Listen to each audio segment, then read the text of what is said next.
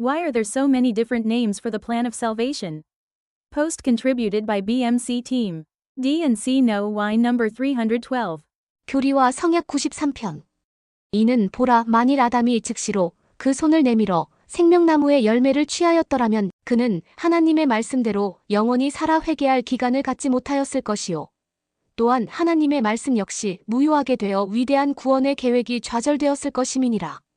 이제 보라, 사람이 이 현세적 사망에서 구제되는 것이 합당하지 아니하였나니 이는 그렇게 함이 위대한 행복의 계획을 깨뜨리겠음이라.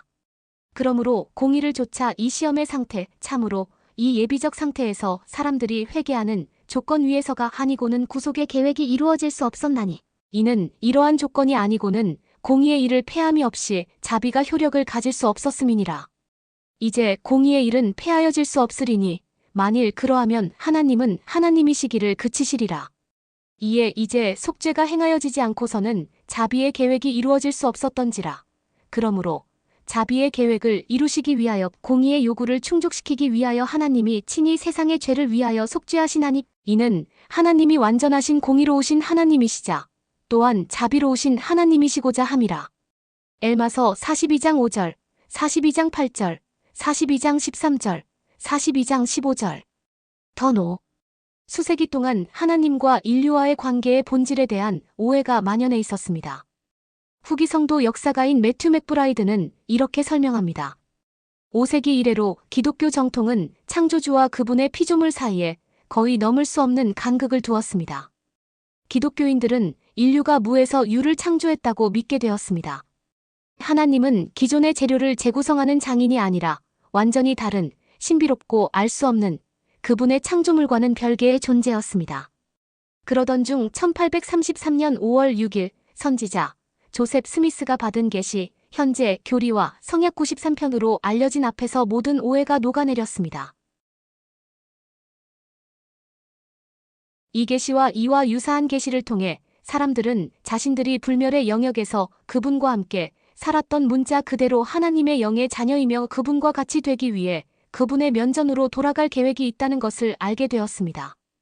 교리와 성약에는 하나님께서 그분의 자녀들을 위해 마련하신 이 계획에 대한 이름이 나오지 않습니다. 하지만 몰몬경에서는 여러 가지 이름으로 이 계획을 언급합니다. 위대한 창조주의 자비로운 계획 니파이우서 9장 6절, 우리 하나님의 계획 니파이우서 9장 13절, 죽음으로부터의 크고 영원한 구원의 계획 니파이우서 11장 5절, 구속의 계획.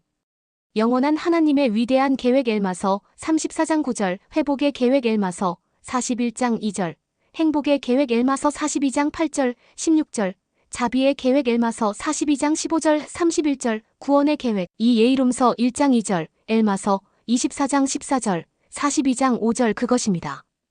이러한 각 명칭을 주의 깊게 살펴보면 사람들이 그분의 자녀를 향한 하나님의 계획을 더 잘 이해하는 데 도움이 될 수 있습니다. 우리 하나님의 계획 니파이오서 9장 13절 영원하신 하나님의 큰 계획과 엘마서 34장 9절 같은 계획의 일부 명칭은 하나님께서 친히 계획을 세우셨으며 따라서 그 계획을 따라야 한다는 것을 상기시키는 역할을 합니다. 예를 들어 에뮬레크는 영원하신 하나님의 위대한 계획에 따라 속죄가 이루어지지 않으면 모든 인류는 필연적으로 멸망할 수밖에 없으며 즉 속죄가 이루어지지 않으면 모두 멸망할 수밖에 없습니다. 고 엘마서 34장 9절 가르쳤습니다. 위대한 창조주의 자비로운 계획 니파이오서 9장 6절 자비의 계획과 엘마서 42장 15절 31절 같은 다른 이름들은 죽음과 죄 같은 영원한 지배력을 지닌 세력에 대처할 계획을 세우신 하나님의 자비를 보여줍니다.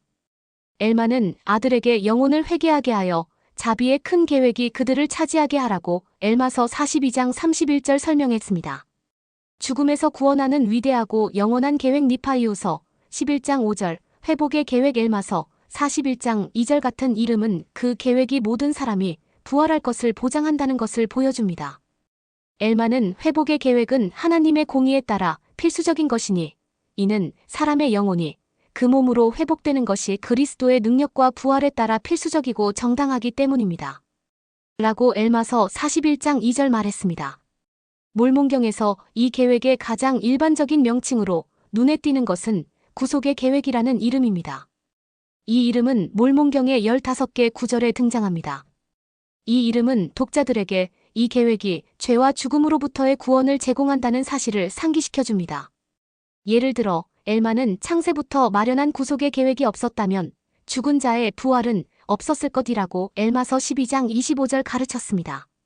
그는 계속해서 설명했습니다. 하나님께서는 그 아들의 이름으로 사람들에게 이것이 마련된 구속의 계획입니다. 이렇게 말씀하셨습니다. 그러나 하나님께서 그의 아들의 이름으로 사람들을 부르셨나니 이것이 마련된 구속의 계획이라 이르시되 너희가 회개하고 너희 마음을 완악하게 아니할진대 내가 나의 독생자를 통하여 너희에게 자비를 베풀리라. 엘마서 12장 33절. 오늘날 이 계획의 가장 일반적인 두 가지 이름은 행복의 계획과 엘마서 42장 8절, 16절 구원의 계획입니다. 예이롬서 1장 2절, 엘마서 24장 14절, 42장 5절.